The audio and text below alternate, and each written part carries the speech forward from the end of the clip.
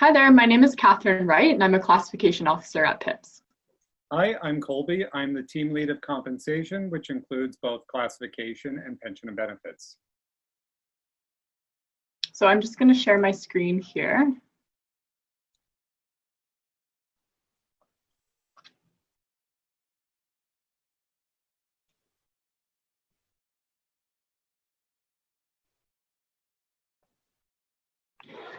So we're recording this today to talk to you about your CS work description and how it relates to the CS to IT classification conversion. Today's presentation will be in English, and we'll be sharing the French webinar as soon as we can. Some things we'll be going over are the purpose of a work description, how to ask for your work description, how it relates to this IT conversion, and what the IT classification conversion is all about. Officially, a work description is a document that's approved by your manager, which describes the work requirements of a given position. The work description contains all information needed to evaluate the work using the appropriate classification standard.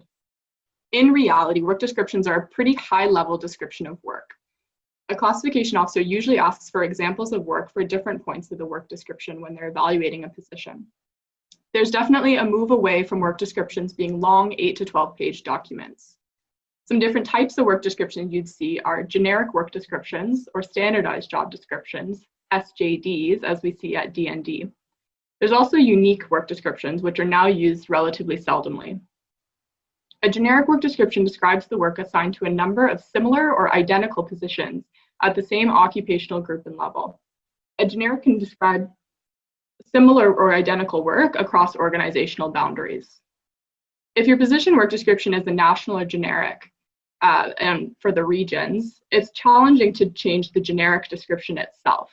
However, there's a variance process in place to get the work description changed as it applies to your specific position. PIPSC will support members with this as circumstances warrant. Catherine, if I may, I think it's important to note that this variance process is really if there's exceptional tasks that need to be added to a generic job description. So it's not to make the job description specific for everybody. It's really just when there's very key activities that need to be represented in the job description that are not currently there. So this isn't something done for anybody. This is something done in really special cases. That's a good point, Colby. So one important decision in work description matters for the federal public service was the Hughes Decision of 2000. In this decision, the adjudicator found that a job description need not contain a detailed listing of all activities performed under a specific duty, nor should it necessarily list at length the manner in which those activities are accomplished. So we rely on this case to know that work descriptions are not exhaustive. This does not prevent us from challenging a work description. It just helps us to know that a work description, what it is, and to understand its inherent limitations. In other words, generic or standardized job descriptions are broad in terms of how they reflect your work. Generics use key activities, which are the main duties and responsibilities assigned to a job, often composed of several related tasks. So, what's the relationship between your work description and classification? Your work description is a document which is evaluated against the CS classification standard. This evaluation results in your group and level. So for example, the occupational group is CS and the level might be 2. In terms of the conversion, your work description will be evaluated against this new IT classification standard. CS positions are expected to convert at level. So for example, a CS2 should convert to an IT2. In your CS collective agreement under Article 20.02, members are entitled to a complete and current statement of duties. An accurate and up-to-date work description serves this purpose. Poorly described work can result in inappropriate classification and compensation. So in the context of a conversion exercise, it's important for you to have an accurate work description because that's how the employer will ensure an appropriate group and level conversion to IT. We'll talk a bit about the IT occupational group and level shortly. If I can jump in with one really important point too.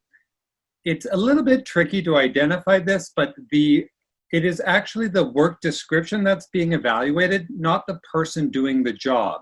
So when the employer classifies someone, they're really looking at the essential components of the work being done. Some of our members have excellent skills and they've taken on extra tasks that go above and beyond what's really in the core job. So that's not something that would necessarily be considered in the classification process. Another good point. Okay, so I'm going to present the next couple slides. Asking for your work description. How do you get one if you haven't seen it before? Well, the first thing you do is you need to talk to your supervisor. It might be helpful to ask what the status of your work description is with regards to the IT conversion process. We recommend that you include in your email, because written requests are important, a deadline by which you'd like to be provided with the work description. Typically, we suggest using a date that is 7 to 10 working days from the day you are submitting the request. So you might write to your manager requesting a work description and saying you'd like a response within 7 to 10 days. It's important to specify this date because in the event that your manager or supervisor fails to provide you with a work description, it is this date from which we'll calculate the 25 working day time limit to submit a job content grievance. So next question, is it complete and current? So this is the really important element on having an accurate work description. An important question is the work description complete and current? If the work description assigned to your position is generic or standardized, typically we'd expect that it should cover 70 to 80% of your duties. So it won't be perfect. There'll be things that you don't do, but generally speaking, it's accurate for the core components of your job.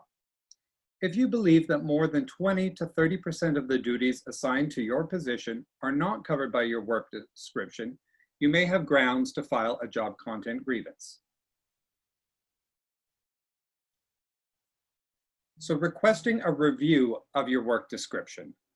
So let's say you have one, but you're not happy with it. You don't feel that it's accurate because it doesn't cover the 70 to 80% of your duties. It's missing really key elements of your job that you think need to be there in order to accurately reflect what you do. If a review is not underway, ask your manager for a review of your work description. You might request an on-site, also called a desk audit, which would confirm whether or not there is coincidence between the duties listed in the work description and those performed. So a desk audit is when management comes and looks at the work you do to determine if the job description is inclusive of the general tasks that are assigned to your position. Next slide, please. Catherine, did you want me to continue or would you like to take over? I'll jump in here. I would just add with the desk audit, or also called an on-site, it's important to note too that those are completed electronically. So in terms of our working from home situation, it shouldn't be a hindrance to perform those electronically the same way they would while we're in the office.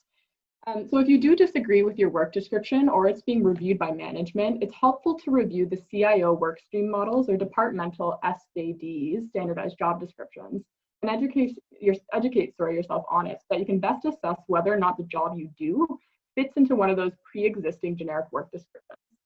If a better fit work description exists, rather than the one that management might be proposing for your job, we suggest that you provide your proposed work description along with examples of how you perform those key activities to your manager and HR.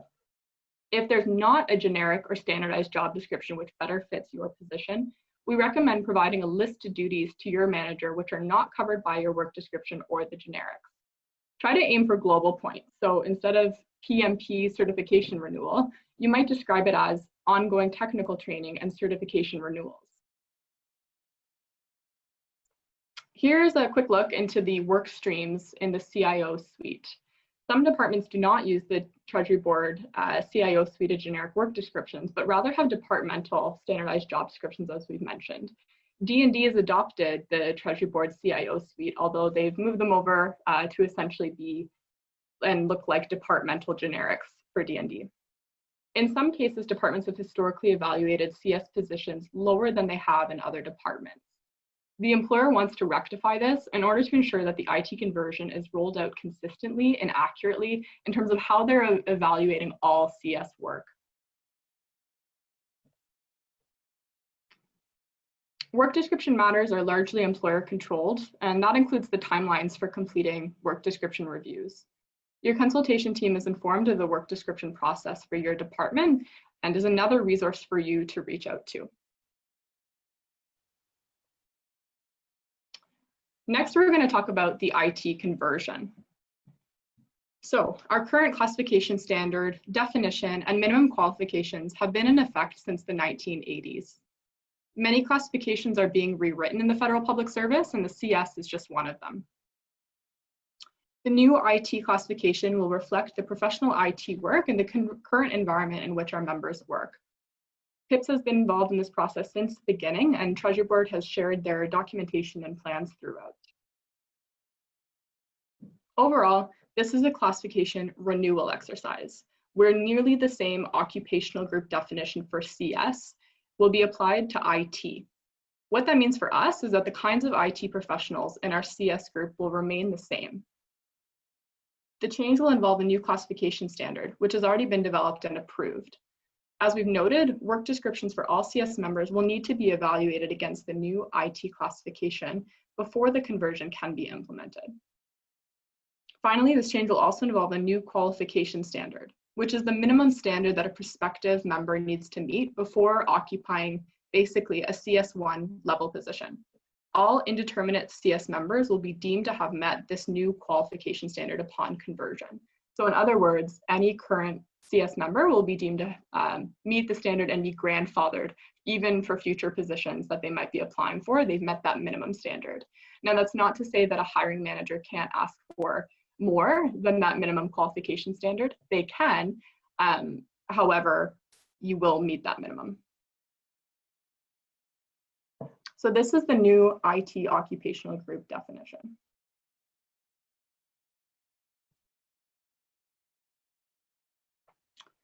The IT minimum qualification requires graduation from a 2-year program of study from a recognized post-secondary institution with acceptable specialization in computer science, information technology, information management, or another specialty relevant to the position to be staffed. Again, as we've said, grandfathering is going to apply. So if you held an indeterminate CS position going into conversion, you'll be deemed to have met this. The difference in language with the current CS qualification standard is essentially, instead of graduation from here, it used to be successful completion of 2 years of an acceptable instead of a recognized post-secondary institution. So classification standards. Standards describe what levels are to be included in the classification. For us, that's CS1 to CS5. What components of the work are to be evaluated is also noted in the standard. And it also describes how to evaluate components of the work description, specifically as Colby was describing, that are necessary to determine the classification level of the job. Classification standards are meant for interpretation by trained advisors. However, they're helpful to look through to understand what's valued in your field of work. Here we've listed out the components evaluated or compensatory factors of IT work. Again, you can take a look at the IT standard once it's made available, and we understand it's going to be published once the conversion is implemented. For reference, the current CS components are knowledge, split into education and experience, and continuing study, decision-making, responsibility for contacts, and supervision. And again, that's a standard that's been in place since the 1980s. If I may jump in here, I think a very important point to stress, as I mentioned previously, is that classification is really evaluating the work being done and not the individual. So perhaps a certain person doing a job is capable of doing some more high-level technical work. That's great that you do it, but it's not necessarily needed for the job, so that might not be considered during the classification process. They're really looking at what is the work expected according to the job description and what's needed to do those tasks. For sure. Unfortunately, it won't be catered to the person, it's the position. So the IT classification will have 5 levels, just like the CS. Here are some examples. And I note that there are multiple levels across each work stream. So for example, there's CS1 through to CS5 infrastructure operations type positions. We've just listed some examples across the different streams here. For any given CS position, when the evaluations of the components are completed and points are assigned as set out in the standard, the total number of points determines what level the job falls under. So as of mid-June 2020, the classification standard, occupational group definition, and qualification standard have all been approved by the employer. PIPS has also been confirmed as the bargaining agent for the new IT classification. Departments are being asked to review and update work descriptions in advance of the conversion. Generic work descriptions from the CIO suite will be used where it makes sense. In terms of the conversion, you'll be notified with an advanced personal notification, or an APN, after which you'll receive an official personal notification, or OPN, probably about 2 to 3 months later. The official personal notification will include your new salary, level, grievance rights, and the conversion date. The conversion has been delayed indefinitely due to COVID-19, and PIPS commits to keeping members updated as soon as we have more details. I can jump in with one point. The space between the advanced personal notification and the official personal notification is an opportunity to discuss your job with your manager. So that's really an area where you can look at, raise any issues you may have and see if there's ways to address that during that period. For sure. It's a really important period of time. I'd say even right now, what we're stressing in this as well is to ask for your work description now if you don't already have it. But if something comes up at that APN stage, use it to have those discussions with your manager. And we'd also note that we are expecting there will be a grace period in terms of filing any grievances once the official personal notification or OPN hits of a couple of months. So that should provide even more time to try and resolve these issues without recourse to the final or the formal grievance procedure. So if I may say, in other words, take the time to really understand your job description and speak with your manager before pursuing the grievance route. We've negotiated this period really so members can try to see what they can resolve or better understand their job before resorting to a more formal grievance process. Great. So we anticipate that a very low number of CSs might not be transferred to IT and will be evaluated under another appropriate classification. In the event of any downgrades, so for example, a CS2 converting to an IT1, salary protection measures will apply. PIPS understands that such downgrades like that will be extremely unlikely. As well, any current classification or job content grievances will still carry through and be resolved. So for looking for help, Treasury Board has created FAQs to assist members, and these are available on the GC intranet. PIPS is also developing FAQs, which will come out later this summer. And as well, steward training on the conversion will be carried around the time of the advanced personal notifications, which is, again, to be determined.